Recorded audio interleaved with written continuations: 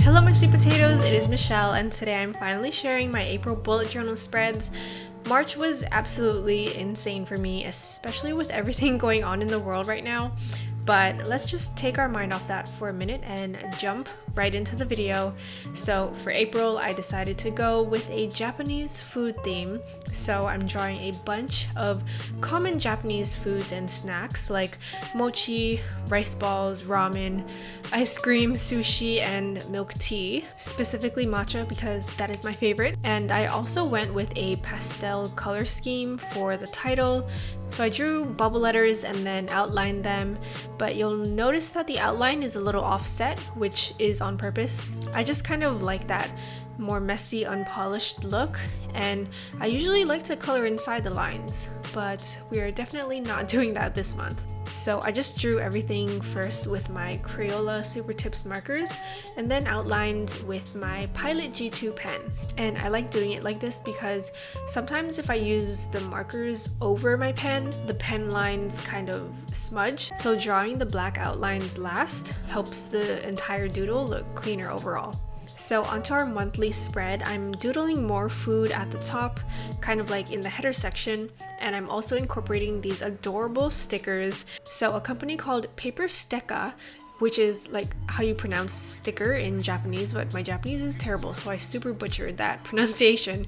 But they reached out to me and gifted me these adorable stickers to use in my bullet journal. And their mascot is this little sheep named Mika, and I just thought it was the perfect match because my middle name is also Mika, and these stickers that I'm holding now are probably my favorite out of the bunch. So you'll see me use almost all of these throughout the entire video. So thank you so much to Jessie and the rest of the team for sending these. And I also have this other sticker sheet that I found at Daiso that I thought would be perfect for our theme as well. Now for the calendar, I'm keeping it very simple and minimal since this month is very doodle heavy. So I just separated the weeks with a simple straight line and some bubbles around the days, accenting it with a peachy pink marker. And on the right hand side, I have two small sections for notes and goals. And in the corner, there was just enough room for me to fit this larger ramen sticker. So I added that and added some smaller ones on the side, like our little gate and a carton of strawberry milk.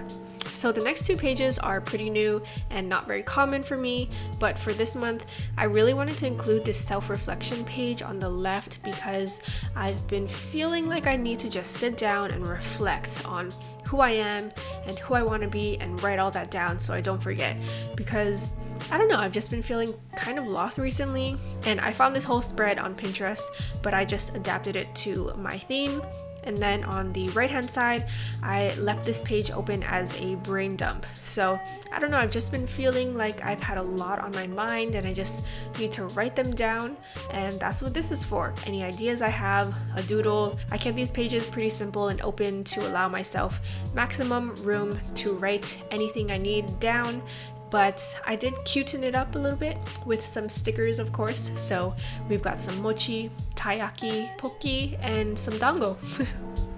Moving on to our trackers, I have been using these layouts for the past 2 months and they have been amazing. I love using these because they are easy to create and also easy to fill out. So for my mood tracker, I track 5 moods and I just draw in little circles for each of the days with my marker. And as the days go by, I'll just connect the dots depending on my mood for the day. And for my habit tracker, I'm tracking 8 moods. Last month, I tracked 13 moods, and let's be real, that was way too much. So I'm just drawing a line with my marker to make it easier to differentiate the habits and also makes it easier to fill it in. So when I do fill it in, I'm just going to draw in a circle in the corresponding spaces. So like I said, these are super easy to draw and also easy to fill in, which I'm all about. So give these layouts a try if you're looking for something more quick and convenient. And of course, I had to add some doodles, so I mixed in some hand-drawn doodles with my stickers, and I actually really like how colorful and fun these pages turned out. Alright, on to week 1. So I'm only going to show you my first 2 weeks of April.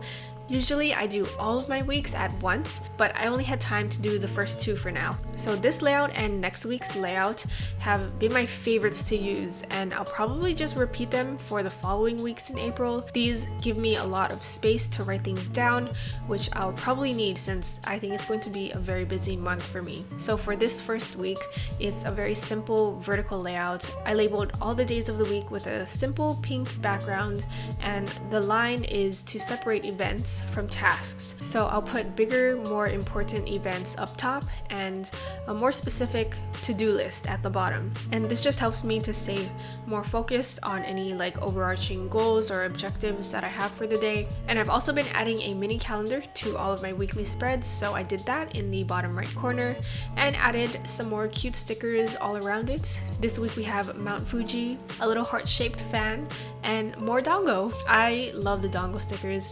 They're so cute and definitely my favorite of the bunch. And finally, onto week 2, this is a more horizontal layout. Again, I'm just adding a single line with my marker to separate the days and used my Tombow Fudenosuke pens to draw a circle, which I'm going to follow up with a white gel pen to write the date on top of it. And I also separated events from tasks again on the right hand side of each day, and I added my mini calendar and used my giant dongo sticker and filled up the empty space at the bottom with more doodles like a matcha boba, a rice ball, shrimp nigiri, and konpeito, which are those like little colorful sugar star candies. And again, another very colorful and fun layout. I really like how this one turned out as well. Here is my final flip through, as well as some closer up shots of everything.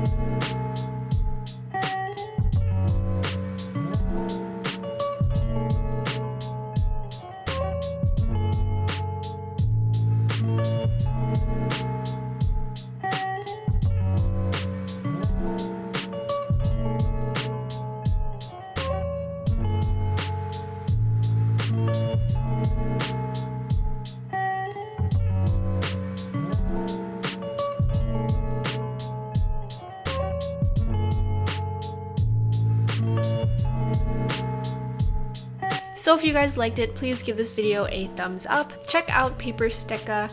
They have the cutest stickers and stationery, and I will leave links to their shop in the description box. Don't forget to subscribe, and I will see you guys next time. Bye!